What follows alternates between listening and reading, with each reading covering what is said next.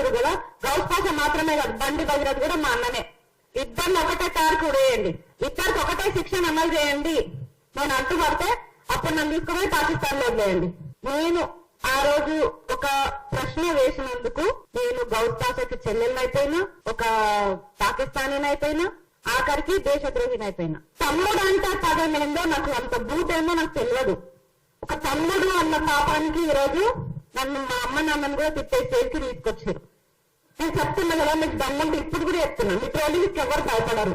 ఇదిగోండి మైక్ పెట్టారు. ఈ ఫోటోకి నేను అస్సలు బాధపడట్లే. మీరు మైక్ పెట్టండి, ఏమన్నా పెట్టండి. లోకంలో లేని నా తల్లిదండ్రులు ఏం చేసేదండి? ఏదో నేను పుట్టి తప్పు చేసినానా? అంటే నా బుర్కా ప్రాబ్లమా, నా మతం ప్రాబ్లమా? నా తల్లిదండ్రులు ఎందుకు అంటారు చెప్పండి? అరే మీకు దమ్ము ఉంటే తమ్ముళ్ళు నాతో కొట్లాడండి, నేను కొట్లాడతా. నేను నా మీద దాడి చేస్తున్నా, చేయండి, నేను కూడా దాడి చేస్తా.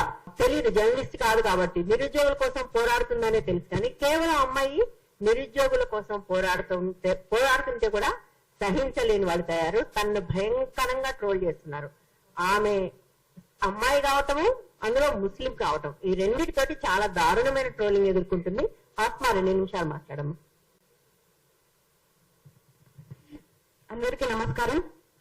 మా కోసం మా మీద జరుగుతున్న సోషల్ మీడియా దాడులకి మీరు మాకు మద్దతుగా అందరూ ఒక సమావేశాన్ని ఏర్పాటు చేసినందుకు ముందుగా అందరికీ కృతజ్ఞతలు. నేను ఆ రోజు ఒక ప్రశ్న వేసినందుకు నేను గౌస్ పాషకి చెల్లెలనైపోయినా, ఒక పాకిస్తానీనైపోయినా, ఆఖరికి దేశద్రోహినైపోయినా. నేను ఎక్కడ ఒక బాంబు వేయలే, ఎవరిని చంపలే, ఏం అమ్మలే, కూడా ఏం చేయలే. ఇక్కడ అమ్మాయిలను తీసుకుపోయి వేరే దేశాలకు, బంగ్లాదేశ్ అక్కడ అమ్మలే. అయినా సరే నేను దేశద్రోహుల జాబితాలో నేను చేరిపోయినా.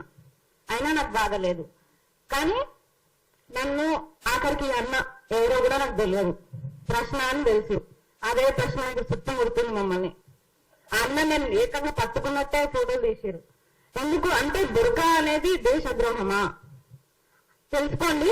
మళ్ళా కూడా అంటున్న తమ్ముళ్ళు, మీరు ఎంత ట్రోల్ చేస్తారో చేయండి, నన్ను ఎంత చేస్తారో చేయండి, కానీ ఈ బుర్కా అనేది ముస్లింలో బలిసినలు వేసుకునేది అనుకుంటా మాత్రం మీ పొరపాటే. బుర్కా అనేది నిజంగా మా పేదరికాన్ని కూడా దాచుతుంది. అని మీకు తెలియదు. రోజు ఒక డ్రెస్ మెయింటైన్ చేయాలి, ఆ లగ్జరీ మెయింటైన్ చేయాలంటే మా తోటి కాదు కొంతమందికి. బట్ నాలాగా కుటుంబాన్ని కోల్పోయిన అమ్మాయికి అయితే ఇంకా కష్టం. ఆ లైఫ్ ని నేను మెయింటైన్ చేయలేను. నన్ను తిట్టిరు, తిట్టండి, ఎంత తిడతారో తిట్టండి. వ్యక్తిగతాలు బయట పెడతాం, నిన్ను రేప్ చేస్తాం, నిన్ను 15 వరకు చంపేస్తాం. సరే చంపేస్తారు, వ్యక్తిగతాలు. మీకు లేవా గతాలు? మీ నాయకుడికే ఉన్నాయి కదా, మా గతాలు ఏం బయట పెడతారు? అంతకంటే నుంచి మేము ఏం చేస్తున్నామని అమ్మాయిలమని ఇంత భయపెట్టే ప్రయత్నాలు చేస్తున్నారు. సరే ఆ తర్వాత ఏదో నా నోట్లో మైక్ పెట్టారు, ఇదిగోండి మైక్ పెట్టారు. ఈ ఫోటోకి నేను అస్సలు బాధపడట్లే. మీరు మైక్ పెట్టండి, ఏమన్నా పెట్టండి, కానీ దీనిపైన రాసిరు చూడండి, రేపు జనసేన తెలంగాణలో వరంగల్కి వస్తున్నాడు, నువ్వు ఒక అమ్మకి అబ్బకి పుడితే అడ్డుకుంటున్నావా? అడ్డుకో. లోకంలో లేని నా తల్లిదండ్రులు ఏం చేసేదండి? ఏదో నేను పుట్టి తప్పు చేసినానా? అంటే నా బుర్కా ప్రాబ్లమా, నా మతం ప్రాబ్లమా? నా తల్లిదండ్రులు ఎందుకు అంటారు చెప్పండి? అరే మీకు దమ్ము ఉంటే తమ్ముళ్ళు నాతో కొట్లాడండి, నేను కొట్లాడతా. నేను నా మీద దాడి చేస్తున్నా, చేయండి, నేను కూడా దాడి చేస్తా. మాట్లాడతారా? మాట్లాడండి, నాకు దమ్ముంది, నేను మాట్లాడతా. కానీ మా అమ్మ నాన్నని అన్నట్టు నేను మీ అమ్మ నాన్నని అనలేను. ఎందుకంటే నాకు నా పేరెంట్స్ తో పాటు మీ పేరెంట్స్ అంటే కూడా గౌరవమే. ఒక ఆడపిల్లగా మా అమ్మ నాన్నని అంటే నేను ఎంత బాధపడుతున్నానో ఆ బాధ మీ అమ్మ నాన్న మీరు పడవద్దు. అందుకే మీ అమ్మ నాన్న నేను తిట్టాను. అలాంటిది ఇంత నీచంగా ఏ రోజు నేను నిరుద్యోగుల కోసం చేసే పోరాటంలో ఏ రోజు నేను బాధపడలేదు. కేసులు వేయించుకున్నా, ఎదురుపోయినా, అబ్బాయిలతో సమానంగా కొట్లాడినా. కానీ ఈ రోజు బాధపడుతున్నా అంటే కేవలం నా తల్లిదండ్రులు అన్నందుకే. నా తల్లిదండ్రులకు మంచిగా నేర్పారు, మరి మీ తల్లిదండ్రులు మీకు ఏం నేర్పించారు? తమ్ముడు అంటే పదం ఏందో నాకు, అంత బూటేందో నాకు తెలియదు. ఒక తమ్ముడు అన్న పాపానికి ఈ రోజు నన్ను మా అమ్మ నాన్నని కూడా తిట్టే స్టేజ్కి తీసుకొచ్చారు. నేను చెప్తున్నా కదా, మీకు దమ్ముంటే ఇప్పుడు కూడా చెప్తున్నా, మీ ట్రోలింగ్కి ఎవరు భయపడరు. ఎంత ట్రోల్ చేస్తారో చేయండి, కానీ మా అమ్మ నాన్న జోలికి వెళ్ళకండి. వెళ్తే మాత్రం బాగుండదు. ఆఖరికి ఆనాడు పురాణాలు అన్ని చదువుకున్నాం మనం. ఎంత అగ్నిగుండం నుంచి పుట్టిన ద్రౌపది 5 మందిని చేసుకొని బద్నాం అయిపోయింది. ఎంత సున్నితంగా పెరిగిన సద్గుణాల మధ్య పెరిగిన సీత రావణ లంకలో ఉండి బద్నాం అయిపోయింది. ఇప్పుడు నేను ఎదుర్కొంటే పరీక్షలు పెద్దవి కాదు మాకు. లాగనింతంతో తిట్టిరు, ముందా అన్నారు, దేశద్రోహి అన్నారు, ఎన్నంటారు అనండి, అన్నిటికీ రెడీ. ఏ రోజు కూడా తలుచుకోలే, భయపడలే. నా తల్లిదండ్రులు నాకు అది నేర్పలే. కానీ ఈ రోజు నా తల్లిదండ్రులే అంటే నాకు బాధ అనిపిస్తుంది. నా కళ్ళల్లో నీళ్ళు వస్తున్నాయని మళ్ళీ పెరిగిదాన్ని అనుకోకండి దయచేసి. తల్లిదండ్రులు అంటే ఎవరికైనా బాధనే అనిపిస్తుంది. నా తల్లిదండ్రులు అన్న కాబట్టి నా బాధ.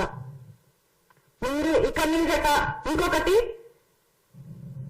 దీని ప్రొఫైల్ పేరు అయితే యద్భావతి పద్మావతి అట ప్రొఫైల్ పేరు.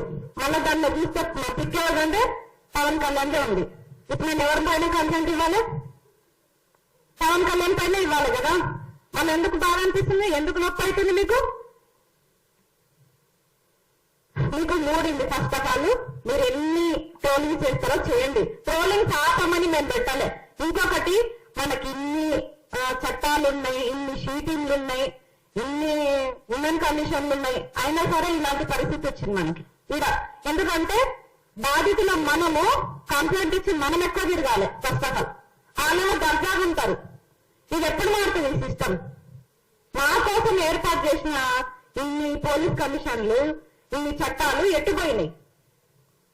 అయినా మేము తిరగాల్సి వస్తుంది. మేమే కంప్లైంట్ ఇచ్చి మేమే 100 సార్లు తిరగాలి. ఆడేమో దర్జాగా ఉంటాడు.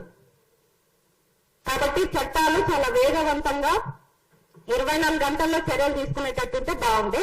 ఇంకొకటి, ఆ గౌస్ పాష అన్నారు కదా, గౌస్ పాష మీ కష్టాల్లోనే ఉన్నారు కదా.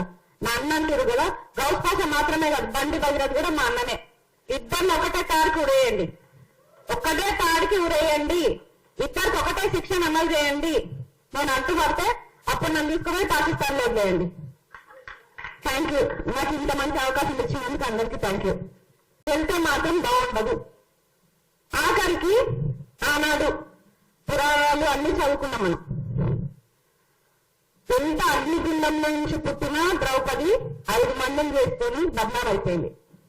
ఎంత సున్నితంగా పెరిగిన సద్గుణాల మధ్య పెరిగిన సీత రావణ లంకలో ఉండి బద్నాం అయిపోయింది. ఇప్పుడు నేను ఎదుర్కొంటే పరీక్షలు పెద్దవి కాదు మాకు.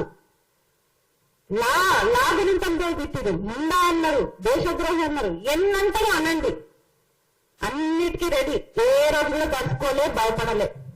నా తల్లిదండ్రులు నాకు అది నేర్పలే. కానీ ఈ రోజు